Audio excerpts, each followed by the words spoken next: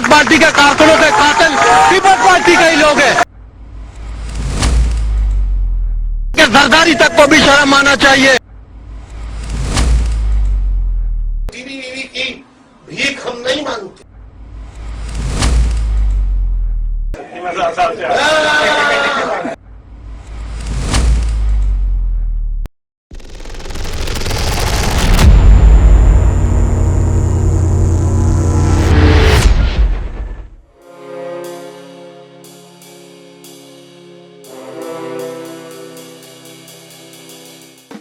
अस्सलाम वालेकुम दोस्तों, आज की इस वीडियो में हम एक ऐसे शहर के बारे में बात करने जा रहे हैं जो कि दुनिया का 8वां और पाकिस्तान का पहला बड़ा शहर है, जहां पर कभी किसी एक की हुकूमत नहीं रही, जिसकी लाठी उसकी भैंस। कहानी कराची की।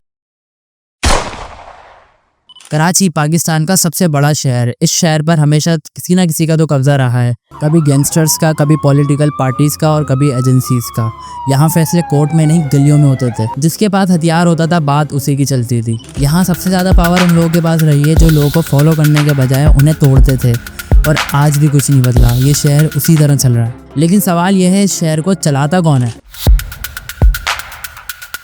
कराची का सबसे पुराना एरिया। कभी ये जगह बॉक्सिंग, फुटबॉल और स्पोर्ट कल्चर के लिए मशहूर थी, लेकिन फिर क्राइम ने इस शहर के कल्चर को ही दबा दिया। ये वो वक्त था जब इस शहर का हर एरिया किसी न किसी के कब्जे में था। लियारी का अपना एक सिस्टम था, ठीक उसी तरह कोरंगी, मलिर, उनका भी अपना एक सिस्टम और बॉस हुआ करता था। कराची का क्राइम अचानक स्टार्ट नहीं हुआ। इसकी बुनियाद रखने वालों में से एक आदमी था रहमान डकैत। असल नाम था सरदार अब्दुल रहमान बलोच, जो कि लियारी का रहने वाला था, लेकिन उसका नाम पूरे शहर में चलता था। क्राइम उसके खून में था। उसका बाप और चाचा दोनों 1964 से ड्रग स्मगलिंग में इन्वॉल्व थे। अपने बाप को देखकर रहमान भी छोटी सी उम्र में बुरे कामों में लग गया था। उसने सिर्फ 13 साल की उम्र में किसी को चाकू मारकर कत्ल कर दिया था, और कुछ लोगों का तो ये भी कहना है कि उसने अपनी माँ का भी कत्ल किया था, क्योंकि उसका ताल्लुक राइवल गैंग्स के मेंबर से था। रहमान का राइज हुआ 2001 के बाद, जब उसने पीपल्स समन कमेटी बनाई, जहाँ पर ड्रग्स, वेपन्स और भत्ताखोरी का काला धंधा हुआ करता था। वहीं लियारी के कुछ लोग उसे हीरो भी मानते थे, क्योंकि कभी कभी वो लोकल लोगों के काम भी किया करता था। लेकिन बहुत लोगों का ये कहना था कि वो सिर्फ एक गैंगस्टर है जिसका इन्फ्लुएंस दिन ब दिन बढ़ रहा है। दूसरी तरफ एक और आदमी था, फैजू मामा, जो कि रहमान डकैत का दूर का रिश्तेदार था। वो एक बस अड्डे पर काम करता था, टाइम कीपर था। हर आने जाने वाली बस की टाइमिंग नोट करता था। कई साल ये काम करता रहा, फिर मैनेजर बना और कुछ साल मजीद काम करने के बाद अपना ट्रक ले लिया और अपने नाम से ट्रांसपोर्ट का एक बिजनेस स्टार्ट कर लिया। और फैजू मामा बलोच के नाम से ट्रांसपोर्ट का भी अपना एक रूल था। हर महीने पुलिस, बदमाश और उस वक्त के गैंग्स के सरबराह को भत्ता दिया जाता था। उस वक्त लियारी गैंग का सरबराह था रहमान डकैत। फैजू मामा रहमान को हर महीने 15,000 रुपए दिया करता था। जैसे जैसे मामा का बिजनेस ग्रो हुआ, 15,000 से अमाउंट 50,000 तक पहुंच गया, और जो भी अपने बिजनेस में से इस गैंग को भत्ता देता था, ये गैंग हर मुश्किल वक्त में उसके साथ खड़ी होती थी। वक्त गुजरता गया और धीरे धीरे रहमान डकैत की पावर कम होने लगी। ये समझ लो उसका डाउनफॉल स्टार्ट हो गया था। इस दौरान नई नई गैंग्स भी जन्म ले रही थी। इन्हीं गैंग्स में से एक आदमी था अरशद पप्पू।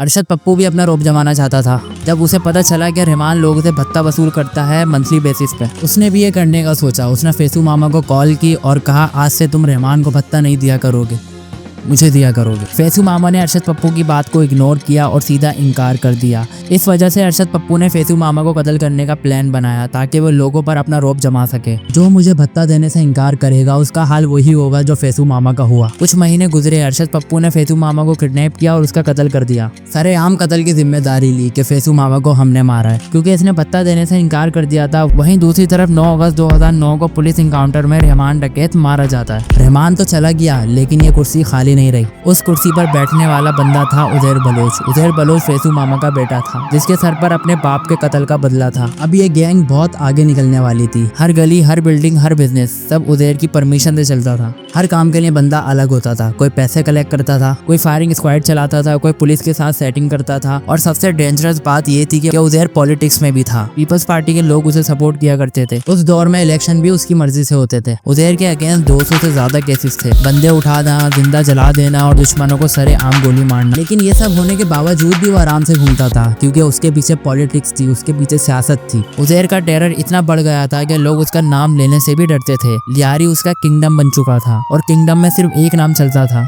उजैर बलोच का। अब बारी थी अरशद पप्पू से अपने बाप का बदला लेने की। उजैर ने पुलिस वालों के साथ सेटिंग की, उन्हें पैसा दिया और अरशद पप्पू को मारने का प्लान बनाया। और वो चाहते थे कि उसे खत्म कर दिया जाए।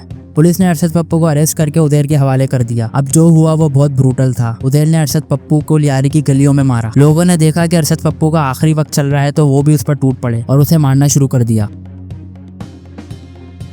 उदेर ने अरशद पप्पू के कान काट दिए और धड़ सर से अलग कर दिया और उसके धड़ के साथ फुटबॉल खेली। क्या आप लोग इमेजिन कर सकते हो कोई किसी का इतना ब्रूटल मर्डर कर सकता है? ये कोई फिल्मी सीन नहीं बल्कि रियलिटी थी। दूसरी तरफ कराची के सेंट्रल में MQM का कब्जा था।